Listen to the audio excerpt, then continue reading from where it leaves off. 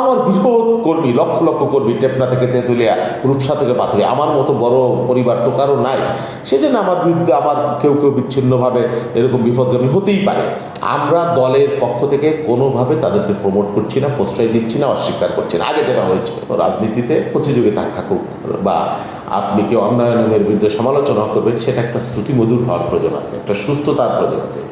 যেটা তারা করছে এটা কিন্তু ক্ষেত্র বিশেষে অসুস্থতার পরিচয় বহন করছে। এই সম্পর্ক কাম্য না, এমন কিছু কারোই করা উচিত না যাতে ওই ফ্যাসিবাদী শক্তি লাভবান হয় বা আবার আমাদের এই বিভেদ বৈষম্যের কারণে তারা আবার ফিরে আসে। এই ধরনের ভূমিকা কারো ওই যে নিজের নাক কাটে পরের যাত্রা ভঙ্গ করবার কোনো প্রয়োজন আছে এটা আমরা মনে করছি না। ঐক্য যদি আমার দেশের সংকটাপন্ন কোনো বাস্তবতা তৈরি হয়, যেমন প্রধান উপদেষ্টা ডাক দিয়েছেন, সব দল কিন্তু আমরা এক কাতারে সামিল হয়েছি। আবার এমন ঐক্যের প্রয়োজন নাই যে একেবারে জাতীয় কি বলে ওই বাকশালের মতো ঐক্য হয়ে যাবে, সব দল এক হয়ে যাবে, তার সমালোচনা কে করবে? টানা সপ্তমবারের মতো বেস্ট টিস্যু পেপার ব্র্যান্ড হিসেবে স্বীকৃতি পেয়েছে বসুন্ধরা টিস্যু। চাঁদাবাজি হচ্ছে, আমি পত্রিকায় দেখলাম, আজকেই দেখবেন 3টা খবর, কলাবাগান থাকায় বৈষম্য বিরোধী কি নেতারা 14 জন গ্রেপ্তার, তার বাড়ি দখল করতে গেছে। ঢাকা বিশ্ববিদ্যালয়ে গতকাল দেখলাম বৈষম্য বিরোধী ছাত্রদের যে নতুন দল, তার ছাত্র সংগঠনের একজন 50,000 টাকা চাইছে। আর একটা নিয়েও দেখলাম কোথায় সমন্বয়করা এরকম করতেছে। আমার দলের এই ধরনের অভিযোগ আসছে, এটা অসত্য না। আমার একটা বৃহৎ দল, বৃহৎ পরিবার, আমরা টপ টু বটম সর্বাত্মকভাবে চেষ্টা করছি এটা নিয়ন্ত্রণের জন্য। কখনো কখনো অতি ফুলেভাবে বলা হচ্ছে, প্রোপাগান্ডা করা হচ্ছে একটা গোষ্ঠী, সেটা করছে, আবার কিছু ঘটনা ঘটছে, এটাও সত্য। ঘটনার পরে জিরো টলারেন্স। আমরা এইসবকে পার্টির টপ থেকে প্রশ্রয় দেওয়া হচ্ছে না, একেবারে জিরো টলারেন্স বলা হয়েছে। আমাদের হাতে তো আইনশৃঙ্খলা বাহিনী নেই, আমরা তো সরকারে না। আমাদের হাতে যতটুকু আছে আমরা বহিষ্কার করছি হাজারের উপরে নেতাকে, একেবারে দায়িত্বশীল বড় বড় নেতাকে। এখন গ্রেপ্তার করার কাজ তো আমার না, আমরা নিজেরা মামলাও করেছি। পার্থক্য কি জানেন? এই সমাজ এবং রাষ্ট্র ব্যবস্থায় দীর্ঘদিন যাবত এই কালচার আছে, এটা তো আছে। একদিনে রাতারাতি আপনি সেটাকে উৎখাত করতে পারবেন না, এটাও সত্য। তবে আপনি প্রোটেকশন দিচ্ছেন কিনা দল হিসেবে, সরকার হিসেবে, সেইটা গুরুত্বপূর্ণ। আগের দিনে যেমন প্রোটেকশন দেওয়া হতো, দলীয়ভাবে অস্বীকার করা হতো, এখন সেটা করা হচ্ছে না। অভিযোগ আসছে, তদন্ত হচ্ছে, ব্যবস্থা নেওয়া হচ্ছে, এবং আমরা দলের পক্ষ থেকে মামলাও করছি যে দলের ভাবমূর্তি ক্ষুণ্ণ করা হচ্ছে। আমার বৃহৎ কর্মী, লক্ষ লক্ষ কর্মী, টেপনা থেকে তেঁতুলিয়া, রূপসা থেকে পাথুরিয়া, আমার মতো বড় পরিবার তো কারো নাই। সেজন্য আমার বিরুদ্ধে আমার কেউ কেউ বিচ্ছিন্নভাবে এরকম বিপদগামী হতেই পারে।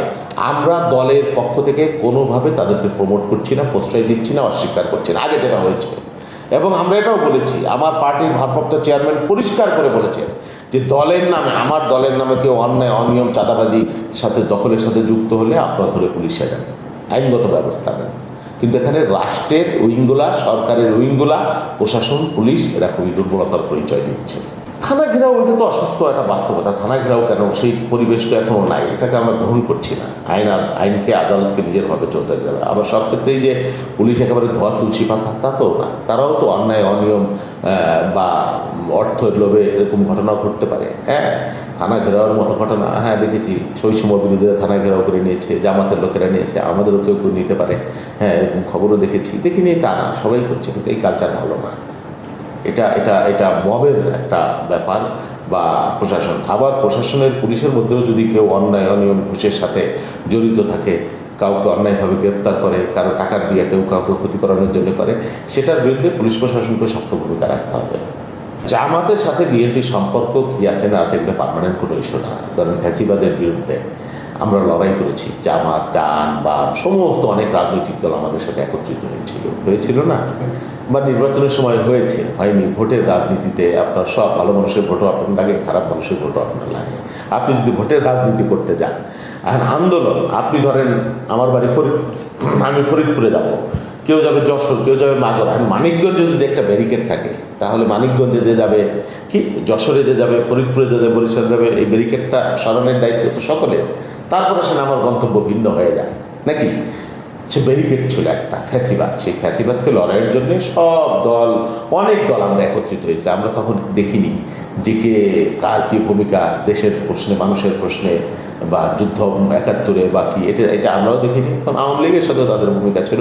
জামাত ভিন্ন রাজনৈতিক দল, তাদের আদর্শ ভিন্ন, তারা তাদের রাজনীতি করে। আমরা ভিন্ন দল, আমাদের আদর্শ ভিন্ন, নীতি ভিন্ন। তো ফ্যাসিবাদের বিরুদ্ধে আমরা ঐক্যবদ্ধ হয়েছিলাম, এখন তাদের পথ ভিন্ন হয়ে গেছে, তারা মনে করছে বাংলাদেশের নতুন সমাজ, নতুন দেশ, নতুন প্রতিযোগিতা। তবে আমার যেটা বক্তব্য, রাজনীতিতে প্রতিযোগিতা থাকুক বা আপনি কি অন্যায়নের বিরুদ্ধে সমালোচনা করবেন, সেটা একটা শ্রুতিমধুর হওয়ার প্রয়োজন আছে, একটা সুস্থতার প্রয়োজন আছে। যেটা তারা করছে এটা কিন্তু ক্ষেত্র বিশেষে অসুস্থতার পরিচয় বহন করছে। এই সম্পর্ক কাম্য না, এমন কিছু কারোই করা উচিত না যাতে ওই ফ্যাসিবাদী শক্তি লাভবান হয় বা আবার আমাদের এই বিভেদ বৈষম্যের কারণে তারা আবার ফিরে আসে। এই ধরনের ভূমিকা কারো ওই যে নিজের নাক কাটে পরের যাত্রা ভঙ্গ করবার কোনো প্রয়োজন আছে, এটা আমরা মনে করছি না। ঐক্য যদি আমার দেশের সংকটটাপন্ন কোনো বাস্তবতা তৈরি হয়, যেমন প্রধান উপদেষ্টা ডাক দিয়েছেন, সব দল কিন্তু আমরা এক কাতারে সামিল হয়েছি। আবার এমন ঐক্যের প্রয়োজন নাই যে একেবারে জাতীয় কি বলে ওই বাকশালের মতো ঐক্য হয়ে যাবে, সব দল এক হয়ে যাবে, তার সমালোচনা কে করবে?